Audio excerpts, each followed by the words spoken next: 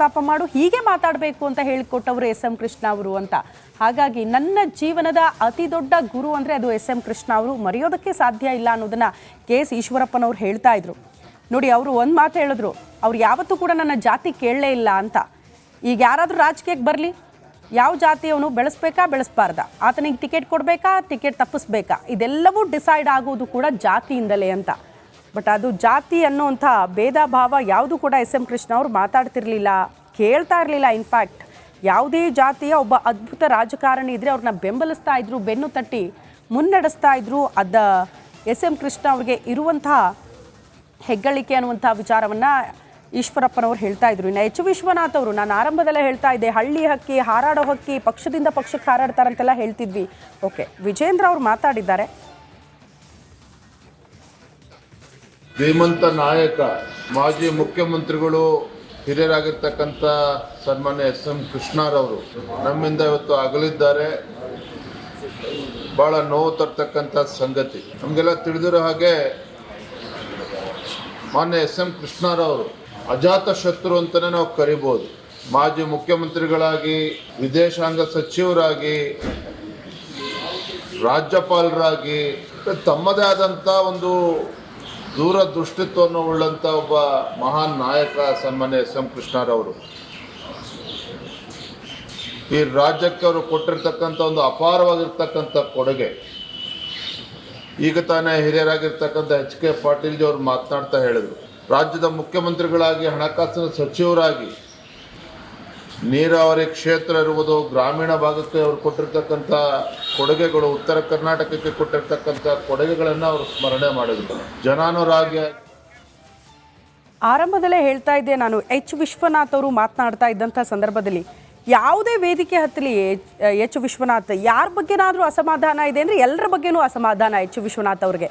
ಏಕವಚನದಲ್ಲೇ ವಾಗ್ದಾಳಿ ಮಾಡಿಬಿಡ್ತಾರೆ, ಯಾವುದೇ ವ್ಯಕ್ತಿಗಳಾಗಲಿ, ಯಾವುದೇ ಪಕ್ಷದ ನಾಯಕರಾಗಲಿ. ಯಾಕಂದರೆ ಅವರು ಯಾವ ಪಕ್ಷಕ್ಕೂ ಕೂಡ ಒಬ್ಬ ನಿಷ್ಠಾವಂತ ನಾಯಕನಾಗಿ ಉಳಿದುಕೊಳ್ಳಿಲ್ಲ. ಆದರೆ ನಿಷ್ಠಾವಂತ ಕಾರ್ಯಕರ್ತ ಅಥವಾ ನಿಷ್ಠಾವಂತ ಅಭಿಮಾನಿ ಯಾರಿಗಾದರೂ ಇದ್ರೆ ಅಂದರೆ ಅದು ಎಸ್ ಎಂ ಕೃಷ್ಣ ಅವ್ರ ಪಾಲಿಗೆ. ಅವರು ಎಸ್ ಎಂ ಕೃಷ್ಣ ಅವ್ರ ಬಗ್ಗೆ ಒಂದು ಮಾತು ಹೊಗಳದೆ ಅವ್ರು ಯಾವ ವೇದಿಕೆಯಿಂದ ಕೆಳಗೆ ಇಳಿದಿದ್ದೇ ಇಲ್ಲ.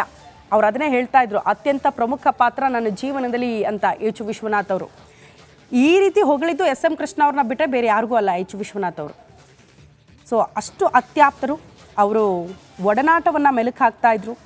ಜೀವನದಲ್ಲೇ ಮರೆಯೋದಿಲ್ಲ, ನನ್ನ ರಾಜಕೀಯ ಜೀವನದಲ್ಲೇ ಮರೆಯೋದಕ್ಕೆ ಸಾಧ್ಯ ಆಗದಂಥ ಅದ್ಭುತ ಘಳಿಗೆಗಳಿಗೆ ನಾವಿಬ್ಬರೂ ಕೂಡ ಸಾಕ್ಷಿಯಾಗಿದ್ದೀವಿ, ಅದು ನನ್ನ ಹೆಮ್ಮೆ ಅನ್ನುವಂಥ ವಿಚಾರವನ್ನು ಪ್ರಸ್ತಾಪ ಮಾಡ್ತಾ ಇದ್ರು.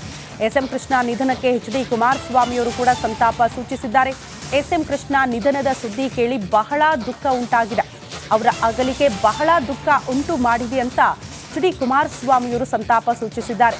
ಟ್ವೀಟ್ ಮೂಲಕ ಸಂತಾಪ ಸೂಚಿಸಿದ್ದಾರೆ ಎಚ್ ಡಿ ಕುಮಾರಸ್ವಾಮಿ. ಕೇಂದ್ರ ಸಚಿವ ಎಚ್ ಡಿ ಕುಮಾರಸ್ವಾಮಿಯವರ ಸಂತಾಪ. ಈ ಮೈತ್ರಿ ಆದಂತಹ ಸಂದರ್ಭದಲ್ಲಿ ಎಚ್ ಡಿ ಕುಮಾರಸ್ವಾಮಿಯವರು ನಿಮಗೆಲ್ಲ ನೆನಪಿರಬಹುದು, ಎಸ್ ಎಂ ಕೃಷ್ಣ ಅವ್ರ ನಿವಾಸಕ್ಕೆ ಹೋಗಿದ್ರು, ಅವ್ರನ್ನ ಭೇಟಿಯಾಗಿ ಬಂದಿದ್ದಾರೆ ಅವರು. ಹಾಗಾಗಿ ಕೊನೆಯ ಕ್ಷಣದ ಭೇಟಿ ಕೂಡ ಆಗಿದೆ. ಅವರ ಆರೋಗ್ಯ ವಿಚಾರಿಸ್ಕೊಂಡು ಅವ್ರಿಗೆಲ್ಲ ವಿಷ್ ಎಲ್ಲ ಮಾಡಿ ಕಳಿಸಿದ್ರು ಈ ಮೈತ್ರಿ ಆಗೋ ಸಂದರ್ಭದಲ್ಲಿ. ಮತ್ತೊಂದು ಕಡೆ ಆನಂತರ ಅವರು ಸಂಸದರಾಗಿ ಕೂಡ ಆಯ್ಕೆ ಆದರೂ, ಸಚಿವರು ಕೂಡ ಆಗಿದ್ದಾರೆ. ಈಗ ಎಚ್ ಡಿ ಕುಮಾರಸ್ವಾಮಿಯವರು ಎಸ್ ಎಂ ಕೃಷ್ಣ ಅವ್ರನ್ನ ಈ ರೀತಿ ನೆನಪು ಮಾಡ್ಕೊಳ್ತಿದ್ದಾರೆ, ಸಂತಾಪ ಕೂಡ ಸೂಚಿಸಿದ್ದಾರೆ. ಈ ಬಹುತೇಕರಿಗೆ ಗೊತ್ತಿಲ್ಲ ಅನಿಸುತ್ತೆ, ಯಾಕೆ ಬೆಂಗಳೂರನ್ನು ಸಿಲಿಕಾನ್ ಸಿಟಿ ಅಂತೀವಿ, ಜೊತೆಗೆ IT ಕ್ಯಾಪಿಟಲ್ ಸಿಟಿ ಅಂತೆಲ್ಲ ಕರಿತೀವಲ್ಲ ಬೆಂಗಳೂರನ್ನು, ಅದೆಲ್ಲದಕ್ಕೂ ಕೂಡ ಕಾರಣಕರ್ತರು ಎಸ್ ಎಂ ಕೃಷ್ಣ ಅವರು. ಈ ಸಿಲಿಕಾನ್ ಸಿಟಿಯನ್ನೇ ಈಗ ಬ್ರ್ಯಾಂಡ್ ಬೆಂಗಳೂರು ಮಾಡ್ತೀವಿ ಅಂತ ಡಿ ಕೆ ಶಿವಕುಮಾರ್ ಅವರು ಹೊರಟಿದ್ದಾರಲ್ಲ, ಮೋಸ್ಟ್ಲಿ ಎಸ್ ಎಂ ಕೃಷ್ಣ ಅವರೇ DCM ಡಿ ಕೆ ಶಿವಕುಮಾರ್ ಅವ್ರಿಗೆ ಪ್ರೇರಣೆ. ಬೀಗರು ಅಲ್ಲದೆ ರಾಜಕೀಯವಾಗಿ ಕೂಡ ಅವರ ಸ್ಫೂರ್ತಿ ಅಂತ ಅನಿಸುತ್ತೆ, ನನಗೆ ಗೊತ್ತಿಲ್ಲ. ಒಟ್ಟಿನಲ್ಲಿ ಬ್ರ್ಯಾಂಡ್ ಬೆಂಗಳೂರು ಕನಸು ಕಾಣ್ತಿದ್ದಾರಲ್ಲ, ಹೀಗೆ ಮಾಡಬೇಕು ಅಂತ ಆ ದೂರದೃಷ್ಟಿ ಕೂಡ ಎಸ್ ಎಂ ಕೃಷ್ಣ ಅವ್ರಿಗೆ ಇತ್ತು. ಆ ನಿಟ್ಟಿನಲ್ಲೇ ಬೆಂಗಳೂರನ್ನು ಅಭಿವೃದ್ಧಿ ಪಡಿಸಿದ್ದಾರೆ, ಹಲವು ಕೊಡುಗೆಗಳನ್ನು ಸಿಲಿಕಾನ್ ಸಿಟಿಗೆ ಕೊಟ್ಟಿದ್ದಾರೆ. ಈ ಎರಡೂ ಹೆಸರು ಸಿಗೋದಕ್ಕೂ ಕೂಡ ಕಾರಣಕರ್ತರು ಎಸ್ ಎಂ ಕೃಷ್ಣ ಅವರು ಅಂತ. ಚಂದ್ರಬಾಬು ನಾಯ್ಡು ಅವ್ರ ಜೊತೆಗೆ ಕಾಂಪಿಟೇಷನ್ ಅಂತೆ. ಈ ಬೆಂಗಳೂರನ್ನ ಒಂದು ಹಂತಕ್ಕೆ ನಾವು ತೆಗೆದುಕೊಂಡು ಬರಬೇಕು, ಎಲ್ಲ IT ಕಂಪನಿಗಳು ಬೆಂಗಳೂರಿಗೆ ಬರಬೇಕು, ಇಲ್ಲೇ ಹೂಡಿಕೆ ಮಾಡಬೇಕು ಅನ್ನೋದಿತ್ತಲ್ಲ.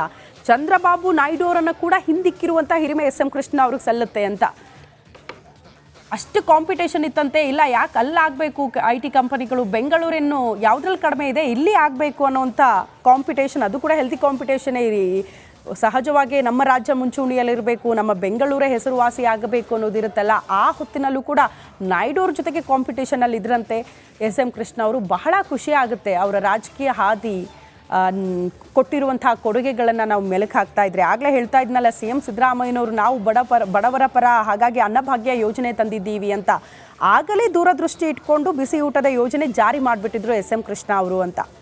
ಯಾಕಂದರೆ ಮಕ್ಕಳೇ ದೇಶದ ಪ್ರಜೆಗಳು, ಮುಂದಿನ ದೇಶದ ಪ್ರಜೆಗಳು ಅಂತ ನಾವೇನು ಹೇಳ್ತೀವಿ. ಅವರಿಗೆ ಒಂದು ಒಳ್ಳೆ ವಿದ್ಯಾಭ್ಯಾಸ ಸಿಗಬೇಕು, ಒಳ್ಳೆ ಬುನಾದಿ ಸಿಗಬೇಕು.